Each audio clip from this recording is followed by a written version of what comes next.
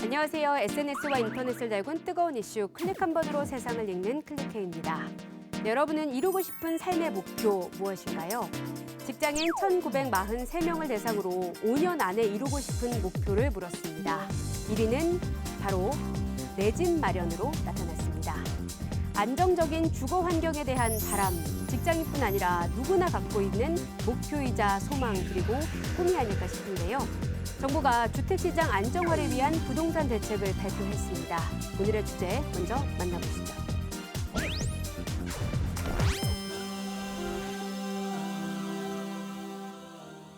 올 하반기 달라지는 부동산 관련 제도들 살펴보겠습니다. 우선 무주택자들에 대한 주택담보대출 우대 혜택이 확대됩니다. 특히 주택담보대출 요건 가운데 소득과 주택가격 기준 요건이 크게 완화되는데요. 소득 기준의 경우 부부 합산 8천만 원에서 9천만 원 이하로 올라가고요. 생애 첫 집을 산다면 합산 소득 1억 원 미만까지 우대 혜택을 받을 수 있습니다. 주택가격 기준도 투기과열지구는 6억 원에서 9억 원으로, 조정 대상 지역은 5억 원에서 8억 원으로 크게 완화됐습니다. 또한 주택담보대출 비율 LTV에 청년과 서민에게 10%포인트 우대하는 것에서 이제는 20%포인트로 우대폭을 높였습니다. LTV는 은행에서 주택을 담보로 빌릴 수 있는 대출 가능 한도를 말하는데요.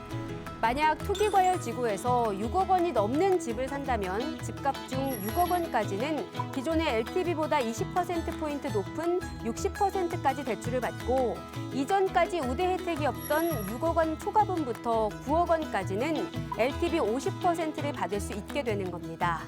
또 조정 대상 지역의 경우 5억 원에서 8억 원 구간은 50에서 60%로 우대 혜택을 제공하기로 했습니다. 단 두 경우 모두 4억 원까지로 대출 한도는 정해져 있습니다.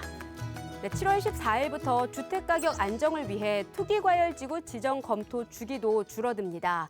기존에는 1년 단위로 심의해서 투기과열지구를 지정하거나 해제했지만 앞으로는 조정 대상 지역과 같이 6개월 단위로 진행됩니다. 그런가 하면 청년, 신혼부부 등 주거 취약계층을 위한 지원은 늘리기로 했는데요.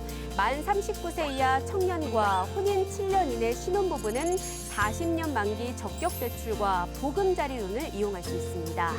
이때 적격대출은 소득 요건이 없고 주택가격 9억 원 이하 등의 요건을 충족하면 이용할 수 있는데요.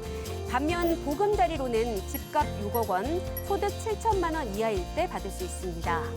또한 청년들의 주거비용 부담을 줄일 수 있도록 1인당 대출 한도를 7천만 원에서 1억 원으로 높이고 보증료는 기존 0.05%에서 0.02%로 낮추기로 했습니다. 이에 따라 최대 1억 원의 대출을 받게 되면 일반 전세 대출에 비해 이자 부담은 연간 50만 원 정도 감소하고 보증료 부담도 연간 5만 원에서 2만 원으로 줄어들 것으로 예상됩니다. 그런가 하면 오는 15일부터는 3기 신도시의 사전 청약이 시작됩니다. 인천 계양에선 신혼희망타운 300가구를 포함해 모두 1,100여 가구가 공급되고요. 남양주와 성남, 의왕, 위례 등도 사전 청약을 준비하고 있습니다. 사전 청약은 오는 10월과 11월, 12월까지 모두 4차례에 걸쳐 이어질 예정입니다. 부동산 관련 제도가 바뀌면서 유념할 점도 있습니다. 지금까지 부정한 방법으로 체결한 주택 공급 계약을 취소할 수 있다는 규정이 있었지만 오는 9월부터는 반드시 취소해야 한다는 걸로 바뀐다는 점입니다. 단 공급 질서 교란 행위가 있었다는 사실을 모르고 주택을 취득한 경우 자신이 공급 질서 교란 행위와 무관함을 소명한다면 공급 계약을 취소당하지 않을 수도 있다고 하네요. 마지막으로 주택 공급을 위해 공공재개발은 분양가 상한제 대상에서 제외하기로 했습니다.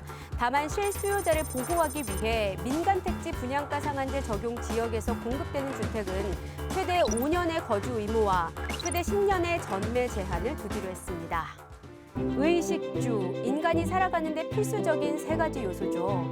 그만큼 집은 우리가 안정적인 생활을 하는 데 있어서 꼭 필요한 건데요. 부디 원하는 모두가 편안한 보금자리를 마련할 수 있길 바랍니다.